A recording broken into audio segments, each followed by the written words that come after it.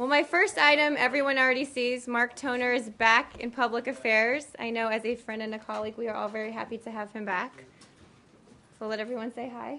Hi. Can we insert something for the record here? Absolutely. We are all delighted to see Mark back, and it's really a pleasure to have him in the room again. Thank you very much. Thanks, guys. Absolutely. Thanks. Good to be here. On to the business of the day. I have a brief statement at the top about an upcoming meeting Secretary Kerry will be having, and then we can move on from there. On Thursday, September 19th, Secretary Kerry will host Chinese Foreign Minister Wang Yi for a bilateral meeting and working lunch as part of our regular consultations on a range of bilateral, regional, and global issues. While this meeting has been planned for some time, we do expect the Secretary and Foreign Minister to discuss current issues such as the DPRK and Syria. When you say Syria, Will that include the shape of a possible UN resolution? I don't have anything further on that. The discussions are going on at the UN with our P5 counterparts and with other folks as well.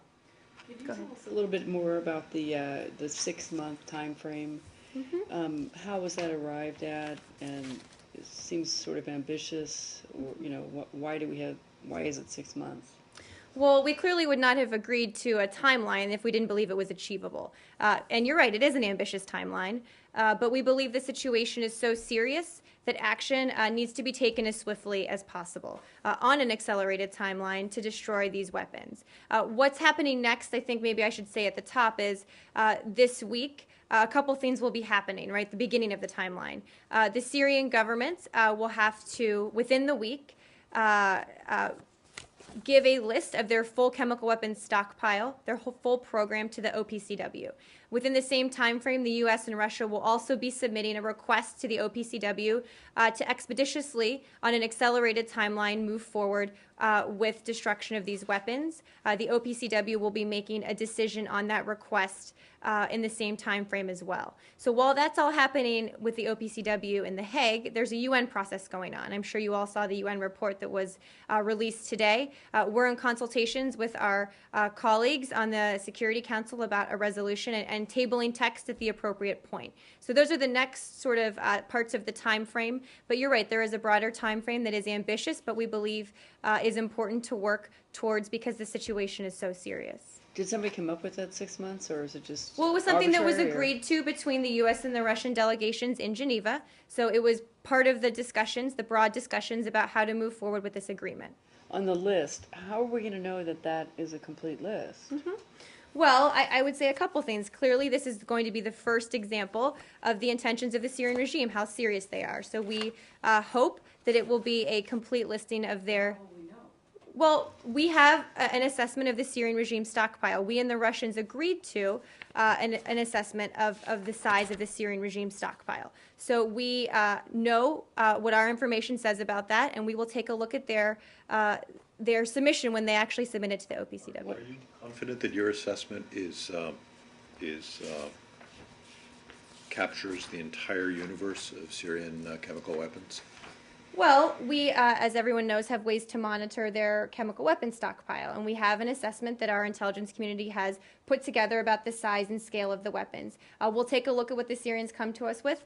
One part of the discussion in Geneva was exactly this, the assessments. So we'll look at what they put on the table, and we will continue working with them going forward. But I think a key point of the agreement is to get inspectors on the ground as soon as possible. So we have an assessment about the program. But what we and the Russians agreed to was that inspectors needed to immediately be allowed access on the ground to look at the scope of the program as well. The reason I asked the question about whether you believe that your assessment or the intelligence community's assessment is comprehensive or captures everything is that it's very hard to do that, as you well know, like with North Korea. And there was a long debate over whether they had a uranium enrichment program and how ample it was and so on. And if you're not highly confident that you've captured everything, is it not quite conceivable that Syria would keep some chemical weapons hidden from you? Well, nobody's debating whether they have a program, so I think that's a little different than the comparison you tried to make there about whether a program existed or not. But setting that aside, we do have an assessment, and the U.S. and Russia agreed that they have a stockpile that includes chemical warfare agents. Taken together, we've judged that this is approximately 1,000 metric tons of these agents and precursors. So we're putting our list of the possible sites on paper. The Syrian regime will be submitting a list as well, but one of the key parts of this is to ensure that we have the full scope of the program and we can indeed destroy all of it. That's one of the challenges. But it's an important enough issue that we believe we have to take it on and accept that challenge, even though it's going to be difficult. Okay, I have a couple. First of all, on the idea that, on the possible consequences, and the Secretary said this morning that, and I think Foreign Minister Haig and Fabius also said, that if there was some kind of non-compliance of this agreement or use of chemical weapons, that you would be able to seek redress from the UN Security Council under Chapter 7. Yes. Now, a few minutes after that, Foreign Minister Lavrov said that that's not how he interpreted the agreement, and that Secretary Kerry's comments reflect a misunderstanding or a misreading of the agreement. So how do you, I mean, clearly two different parties are reading the agreement differently, and the Russians seem to be suggesting that they could go along the same strategy that they have in the Security Council to block any, even if there was a violation that you took to the Security Council, that they could block any possible action by the Council. Well, I'd make a few points. The first is that we and the Russians agreed to a text of an agreement that very clearly states that Chapter 7 needs to be a part of the UN Security Council resolution process. Now, let's step back for a second. So right now, we are seeking a Chapter 7 resolution. Just for all of you to be clear on what Chapter 7 resolutions actually entail, it allows for a broad range of consequences to be imposed for noncompliance. And those decisions will have to be made by the Council. If they're determined to be in noncompliance, we go back to the Council under Chapter 7, and again, there's a broad range of consequences there. Obviously, we want the strongest possible enforcement measures and mechanisms included in the text, but the specifics are still being negotiated in New York, and I don't want to get ahead of the process. But I would note one more point, Elise, and then I'll get to your next question, that we've made clear at the same time that the U.S. threat of military force also remains on the table. So there aren't just consequences that could be imposed through Chapter 7. Well, it sounds as if, yes, you've agreed to a text, but there are two different interpretations of the text. So first of all, I think the Russians have said that they don't anticipate this initial resolution that enshrines the agreement between the Russians and the U.S., that won't be under Chapter 7, but that you could go back and ask the Council in the event of a noncompliance or a violation, then ask the Council to consider Chapter 7. Well, all of the details of what the resolution will actually look like are being worked in New York right now, and I don't want to get ahead of that process. But again, Chapter 7, broadly speaking, being included in any text doesn't automatically translate into a specific action or consequence if noncompliance is determined. No, I understand, but there's a difference between... And that's all being negotiated right now. Isn't there's a difference between this agreement having a banner of Chapter 7 and it not having a banner of Chapter 7, and then in the event of noncompliance of this non-Chapter 7 agreement, going back to the Council and asking them to consider Chapter 7. Well, there's right? a lot of different ways this can play out at the UN in terms of language, and I really don't want to get ahead of the game here. Obviously, our goal is to have the strongest enforcement mechanism possible, and including Chapter 7 in any UN Security Council resolution. Again, if noncompliance is determined, we then also have to go back to the Council at that point as well. So there's a lot of logistics at work here with Chapter 7. We've been clear it's important to us, but those negotiations will be ongoing. And hopefully we'll get a resolution tabled at some point soon and then moved on as swiftly as possible. Just one more on this. I mean, there's been a lot of talk since the agreement that, yes, it deals with the issue of chemical weapons, but why didn't the Secretary take this opportunity to ensure some kind of more humanitarian access, for instance, to deal with the critical humanitarian situation on the ground? It doesn't deal with other possible crude devices that aren't necessarily chemical agents, but as the Secretary has said himself, are just as, kind of crude, such as napalm or phosphorus shells. I mean, how come the Secretary didn't use the occasion of these negotiations to get some more help for the Syrian people? Well, it's a good question, so thank you for asking it. I make a few points. The first is that just on the issue of chemical weapons, taking a step back and looking how far we've come on this issue alone, this incredibly important issue in the last 2 weeks, where 2 weeks ago the Syrian regime was still refusing to admit they even had them.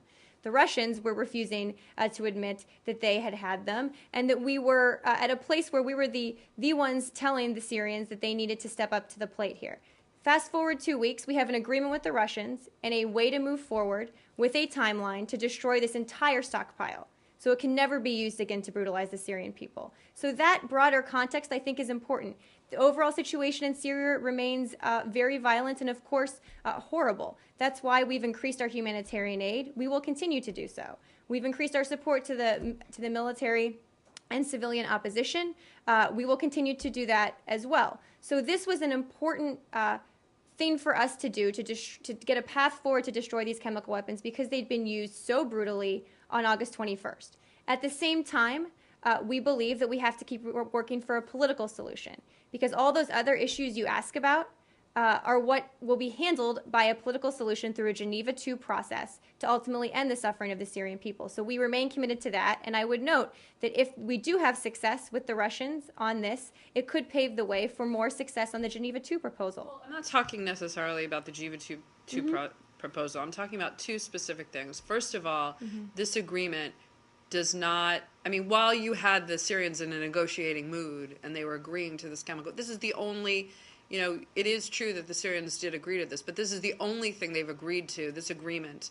And you said it was because of the credible use of force. Why not take the opportunity to get some more humanitarian access or something like that? And then also, if you can address criticism by the opposition that they were totally sidelined by this agreement. I mean, you briefed them what was going on, but you didn't seek input as to whether this would benefit them on the ground. There are some, you know, protesters that were saying, if the only reason you're going to sign this agreement is to deter him from chemical weapons, you know, we're getting killed from much other horrible means. Absolutely. And look, our response to what happened on August 21st was always designed to deter and degrade the regime's ability to do this in the future. The best thing for the Syrian people, who the opposition are fighting on behalf of, is for these weapons to be destroyed, not just to take limited and tailored military action to degrade their capability to do so, but actually to destroy them. So the Secretary, Ambassador Ford, and others have been in regular contact with the opposition.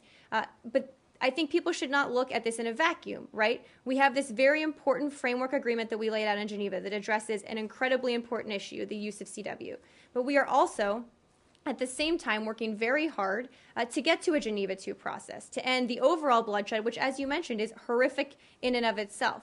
So, look, the Geneva framework wasn't easy to negotiate. There were tense moments. It wasn't just everybody showing up and shaking hands. It took a lot of work to get to this point.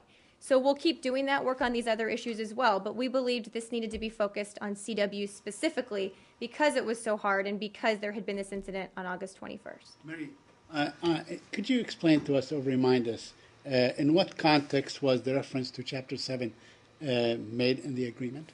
Let me see if I have that. I'm not sure I have it in front of me, Saeed, but I can get it. You have the agreement. I'm assuming we sent it out to everyone. I just want you to explain to me where it falls. I mean, you know, how will you determine that they in fact have breached or did not comply? Well, I believe it was in the fourth paragraph of the agreement, if I'm remembering correctly from memory, even though I don't have it in front of me. Okay. But what are you asking about enforcement specifically? Right.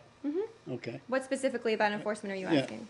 Specifically, how clearly is it stated in the agreement that if they fail to comply, then Chapter 7 would be imposed, including the use of force? Well, part of where this is actually going to come into play this week, Saeed, is in the UN Security Council resolution, which is being negotiated right now.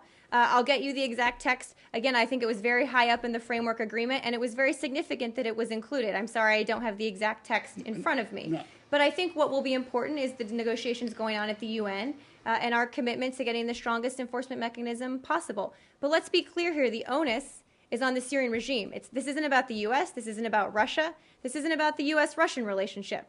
This isn't about the UN. This is about the Syrian regime living up to its commitments. Okay. My question is, why are the Russians now saying, look, there are two different interpretations, if that was clearly in no uncertain terms made?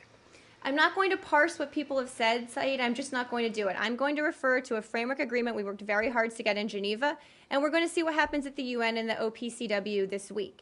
That's the important timeline that we're on, the important parts of the processes that are happening next. I'm not going to parse every day what someone said in the press and what they haven't. I think what we're focused on now is action, it's not words. Just one thing.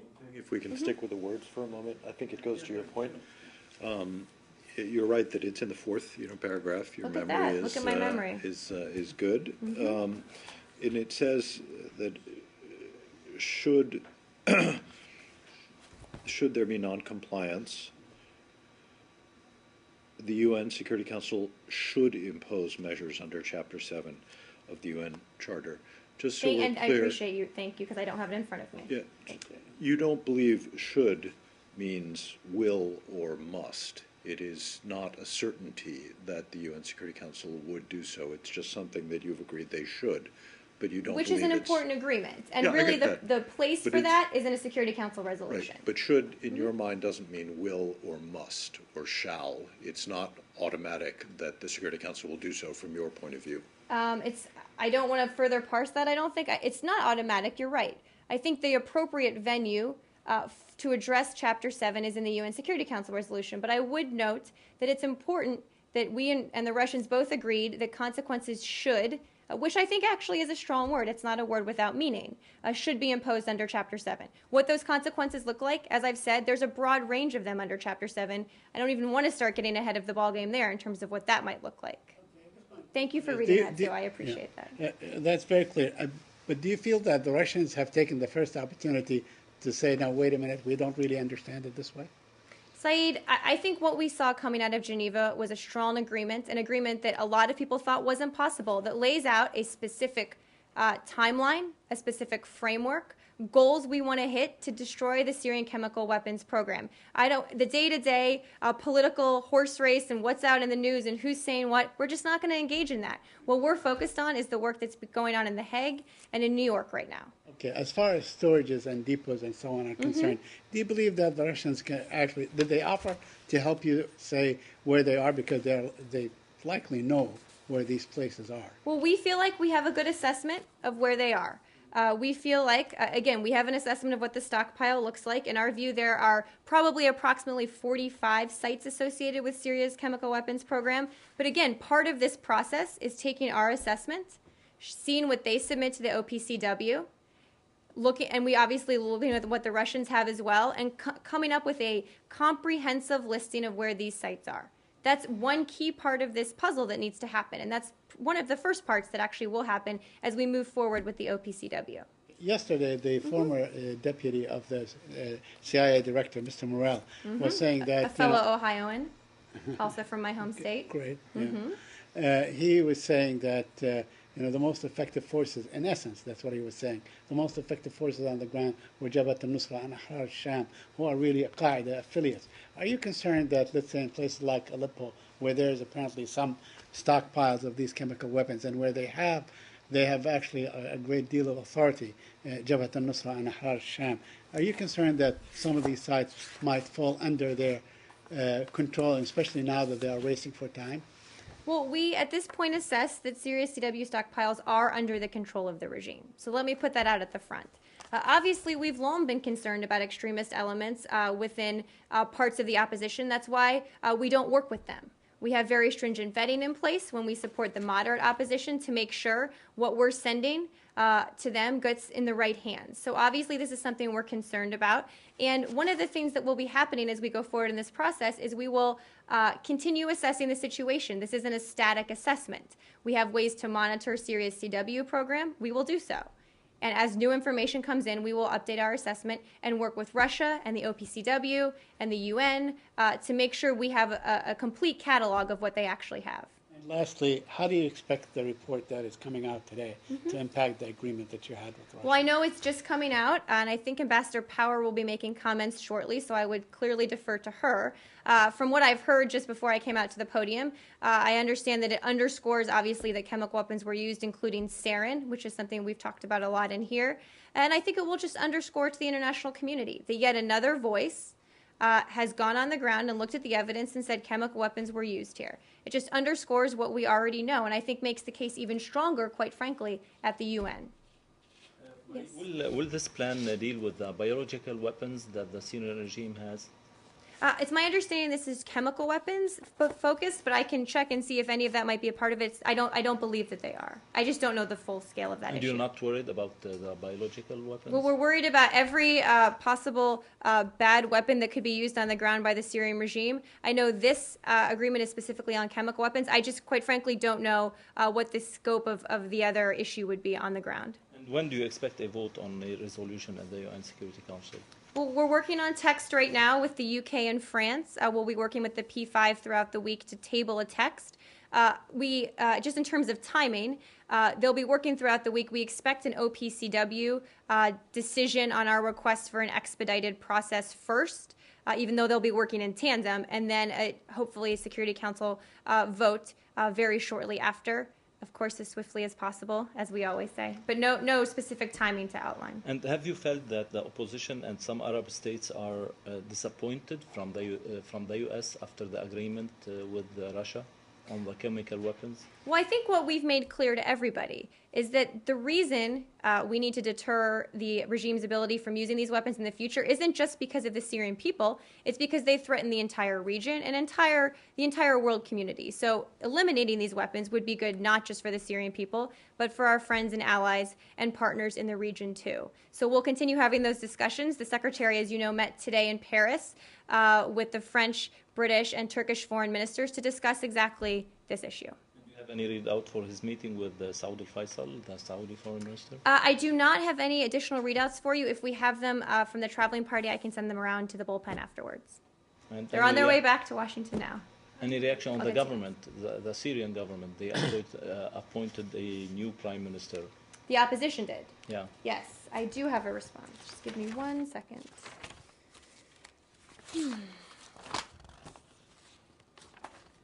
That the United States welcomes the September 14th election of Syrian coalition Prime Minister Ahmed Touma and looks forward to working with him and with his team. We are hopeful that his election will bring greater cohesion to the opposition under the leadership of coalition President Jarba. A strong and unified opposition is essential to prepare for a negotiated political solution in which Bashar al-Assad steps down and to achieve a new transition government. So we look to both the Prime Minister and the coalition to be inclusive of all Syrian communities as the legitimate representatives of the Syrian people going forward. Thank you. Yeah. I have a new topic. Anything else on Syria? Oh, good. Okay. There are some reports in the Sudanese press that President Bashir is planning to travel to the UN. What's your plan on that? Do you intend to give him a visa? Are there any? Is there any possibility of any ICC involvement? You know, given your responsibility as host nation. Well, we can confirm that we have received a visa application for President Omar al-Bashir of Sudan to attend events related to the opening of the UN General Assembly. We condemn any potential effort by President Bashir to travel to New York, given that he stands accused of genocide, war crimes, and crimes against humanity by the International Criminal Court.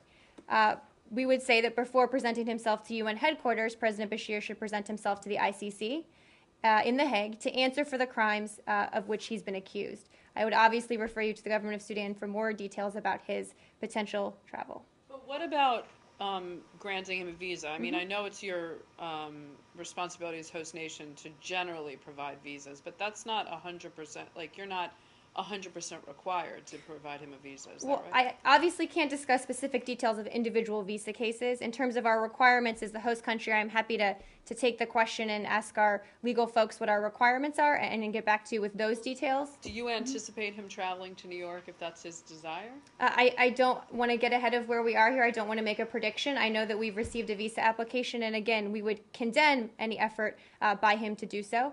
But if we have an update on that, I can certainly let you know. You take this particular question, rather than just a general question about what your host nation obligations are with regard to people applying for visas, could you take the question of, or maybe in addition, could you take the question of whether someone being accused of genocide, crimes against humanity, is sufficient basis for denying someone, not President Bashir, a visa or they regard it as innocent until proven guilty, and therefore it's not a basis for denial. I can certainly take the question. See what our legal folks come back to me with. Thank you. Couldn't you arrest him if he comes in? I don't I want to mean- even make a No, hypothetical. but I mean, you expect other countries, if he goes there, to arrest him because there is a warrant for his arrest. Again, right? I know the UN is a little different, as we all know. I don't want to venture any more guesses as to what might happen hypothetically if he comes here.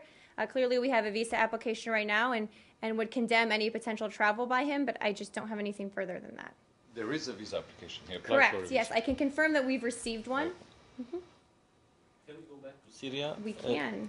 I was there are surprised we moved off of it so soon. some news reports have said today that Turkey has downed a Syrian helicopter on the border between the two countries. Do you have any confirmation? Do you have any idea? about I've this? seen those press reports. I think this just happened. I'd refer you to the Turkish government. If we have any update as this unfolds, I'm happy to let you know. Nothing further on that. Do you guys have any information about whether some leftover ammunition and weapons from Libya, from the Gaddafi regime, are being shipped into Syria? I don't have anything on that. I'm happy to take the question, Deb. I just haven't heard of any. Excuse me. But I'm happy to take the question. And also, have you guys learned anything more about the reports that maybe Assad was moving things around, so that you all Inside the couldn't- country. Yeah, so you couldn't find them. Secretary Kerry mentioned this, I believe. Clearly, if that's true, that will impact our assessment of where these stockpiles are. And as I've said a couple times, we have ways to monitor it. But we do believe that they have, the regime has control of them. But yes, that's an issue we're clearly concerned about and are monitoring. And did you know that they were celebrating in Syria after the agreement between the U.S. and Russia, and they said that they won this war? Well, what I would say to that is if we have an agreement with Russia where we have an outcome here that destroys all of the Syrian regime's chemical weapons, all of them, they're forced to turn them over to the international community for them to be inspected, verified, secured, and destroyed, I would say that's a good thing for the Syrian people, most importantly. At the same time, we have been clear that the Assad regime has lost legitimacy, that Assad must go. We will continue working through a political solution on that path. And if anything, what we've shown is that the international community today has said with this agreement, and also hopefully at the United Nations soon, that the Assad regime's behavior is not acceptable, that we need to rid the threat of chemical weapons. And I think that's a very strong statement that nobody should be celebrating in Syria. But some Syrians are considering the 6-month time frame as a warranty for Assad to stay in power to deal with the U.S. and Russia. Absolutely not. Our position on Assad has not changed, that he must go. Clearly, the regime has responsibilities here, and mainly the responsibility to acknowledge their weapons in the stockpiles and to provide security for inspectors to actually inspect them and ultimately remove them for destruction. But that doesn't mean Assad gets to stay. Whoever if there were a transitional government to come into power in the interim, they would be the ones responsible for this. So our position on Assad has in no way changed. This timeline, this goal of June 2014 doesn't change that in any way. But you have said that, he is the one that's in control of all of his weapons. The regime. Well, his regime is in control. Well, but the president on down has kind of single-fingered him as being responsible because he is the head of the regime. And so by saying that the regime is the one in control of the chemical weapons, that's in fact saying that Assad is in control of the chemical weapons, and that in fact puts him on the hook for implementing this agreement. Well, the onus is certainly on the Syrian regime to implement it. I think when we talk about a transitional government, one of the things we've made clear from Geneva I to now is that all of the instruments of government, everything won't just be brought down and rebuilt, right? That there will be, you need some actually infrastructure there in place to help with stability as we have a transitional government that gets up and running. So regardless of who's at the top of that, in our case, in our view, it cannot be Assad. The regime, the government, would have responsibilities for securing these stockpiles and destroying them. It doesn't in any way change our view on Assad. I know, but this administration has said that Assad has absolutely no legitimacy, and here you are in an agreement with him that gives him full legitimacy. Well, let's be clear. This is an agreement with the Russians, but we expect the Syrians to live up to their commitments.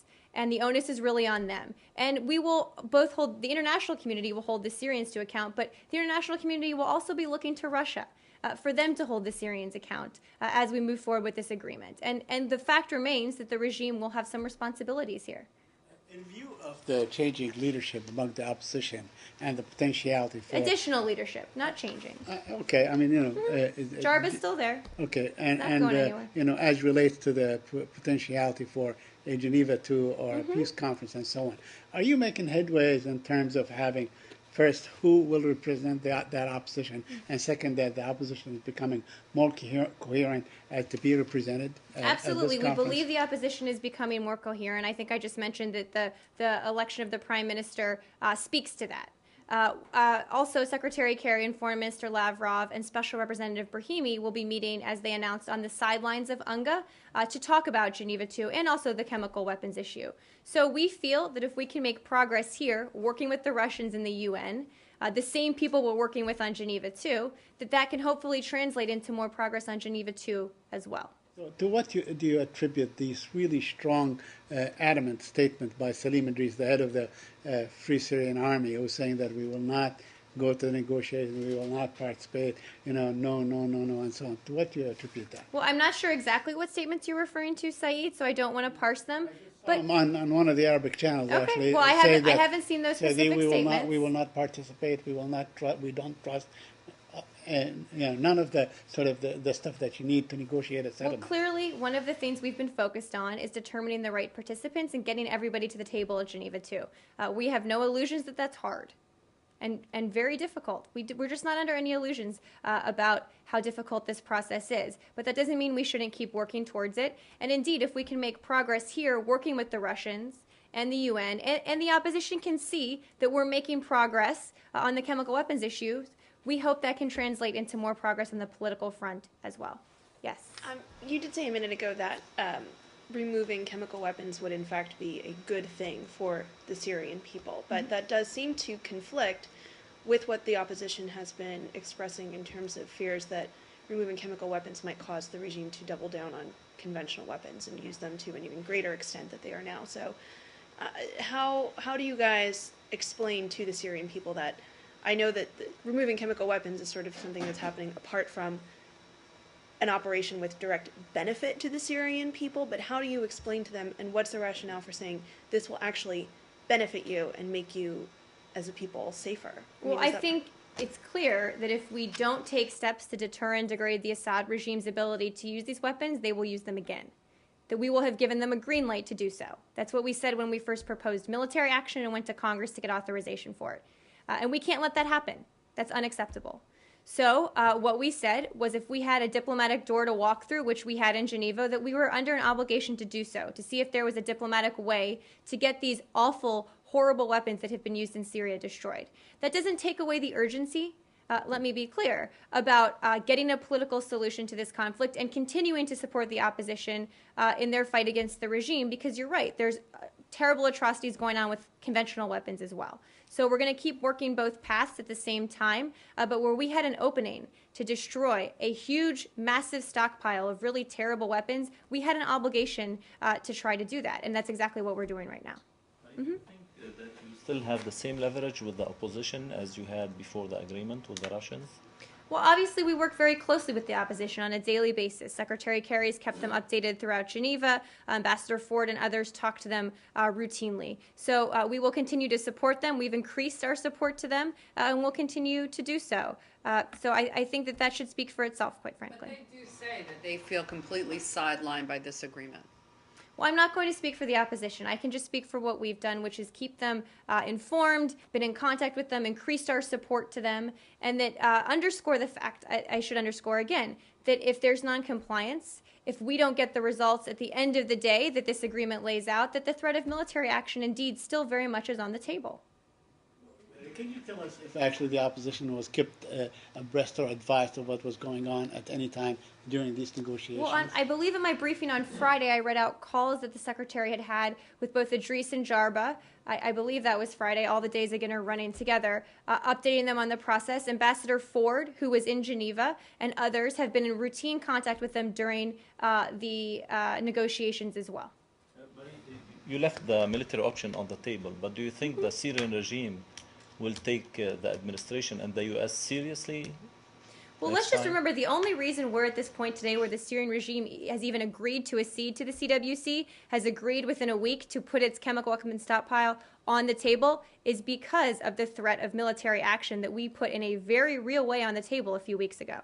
So I would underscore that point. But don't you think now that threat is gone? I mean, you say that it's still on the table or whatever, but clearly they've backed up from the use of force for their foreseeable future. So now, if you do go back to the idea of military force, this is in effect taking military action for something that happened like, it's going to be at least 3 or 4 months prior. And, I mean, don't you think that the threat of military force is pretty much gone, even though this is what got you Well, the to the Department of table? Defense, I think, has made clear that their force posture hasn't actually changed. So that's point A. The president made very clear in his statement on Saturday about the agreement that if diplomacy fails, we have the military option as well. So Like 3, 4, 5 months from now, when this is like way down the road, do you really expect that the president would use military force if this agreement? I is think not the president made very clear that it's still on the table in his statement. I will let his words speak for themselves. But what I would say is that the best way to prevent their use in the future, which was always our goal, is to actually destroy them. So that's what we're working on right now. But we have been clear, and we will continue working with Congress on keeping them up to speed on this, briefing them on this, and working with them in case we do need to use military force. There's no chance that Congress is going to approve it, and there's no chance that the UN General Assembly is going to approve it. Well, I think you're making a lot of assumptions here, 10 steps down the hypothetical road that we're just not there yet. And the situation, whenever that hypothetical could come up, would be probably very different than we are today. I wouldn't even want to venture to guess that. But don't Anything you else? think that the Syrian regime has understood that the Congress won't agree on any military operation or any strike on Syria, and then the American people don't want any war with Syria, and then they will deal with this situation? Well, I think they should listen to the words of the commander-in-chief who makes these decisions. And that's that the threat of military action still remains on the table. Obviously, our preference is to solve this diplomatically and to solve it in a more fulsome way. I'm going to use fulsome again because Matt's not here, and I think I use it correctly. In the best possible way to prevent their use in the future. And that is actually their destruction. Look, if this diplomatic process doesn't succeed as we hope it will, that's when we'll start talking again about the threat of military force. But the Syrian regime should be clear that it is still on the table, while we prefer to resolve this diplomatically, and that's what we're focused on right now. We can. Okay. Consensus of the room, we can. Okay, the Palestinian-Israeli peace process. Mm-hmm. Is there anything that you could share with us? I think there's a seventh round of talks today that is taking place. One I know that the secretary discussed Syria, another aspect, but did you discuss the progress of the talks with? Well, you Prime saw Minister he Netanyahu? met with I Prime saw- Minister Netanyahu over the weekend, and I think we sent a readout out of that, updated him on the peace process, talked about where things were going. I don't have any updates for you on any specifics that are happening right now. Now, last Monday he met with, or last Sunday he met with Abbas, and yesterday he met with Netanyahu. Are we likely to see a meeting between the two? Is the secretary working on a meeting between the two anytime soon? I don't have anything to announce or to preview for you on that. Clearly, we've said that both sides, broadly speaking, will continue talking on a regular basis. I just don't have anything to venture a guess, any way to venture a guess on whether that might happen. Okay, so in these talks, I mean, they had like 7 rounds and so on. What progress have they made so far? Well, A, I think the fact that we're still at the table is a good thing. B, we've always said throughout this process that we're not going to outline the specifics about what's being discussed or what progress is being made on a day-to-day basis. When we have things to announce, we will. But the talks, you could tell us whether the talks are deadlocked or not deadlocked. I'm not going to characterize them in any way, Saeed. I'm just not. To Iran, Yeah, sure. did you see the second highest European Union court today ruled that sanctions imposed against the Iranian shipping line, Irisl, are not justified? The ruling can be appealed, and I think there's 2 months for that to happen. But do you have any comment on this? I haven't actually seen that specific report, Arshad. I'm happy to take the question and Please. get back to you. Obviously, broadly speaking, and again, I haven't seen this report, we believe that the very strong sanctions against the Iranian regime are a key part of the pressure we've been putting on them. We believe very strongly in them, but again, I don't have a specific comment on that. But I will take it as a question. On the exchange of letters between the president and the Iranian President Rouhani, there are also rumors that they might meet at the UN. Could you comment on that? I refer you to the White House to comment on potential presidential meetings. I think they've been on the record on this saying that there's no plans for that, but I would refer you to them. I don't want to speak for them certainly on this. Was there any With the exchange? letter? I would refer you to the White House for any of these questions. Was there any exchange of letters between Secretary Kerry and the new foreign minister? I don't have Iranian? anything for you. Let me see if I have any details on that. I don't have anything for you on that. I don't know anything about that actually. Would they meet at New York? I don't Not have the a schedule presidents? to read out for you of the Secretary's meetings in UNGA. Obviously, that's coming up very soon. When we have something to announce about his schedule, we will let you know. Is it in the plan? I don't want to even venture to guess. One more? Yeah. With the understanding that the reports say that this was not linked to terrorism, but do you know if Secretary Kerry has been briefed at all on the situation at Navy Yards before he got on the plane or during the flight? He has been. He's been briefed by his senior staff traveling with him on the situation. And thank you for the question. I appreciate it. Was there any action taken in this building? as a result of it? Not to my knowledge. If I have anything, I can find out and let you know, but not to my knowledge. Okay.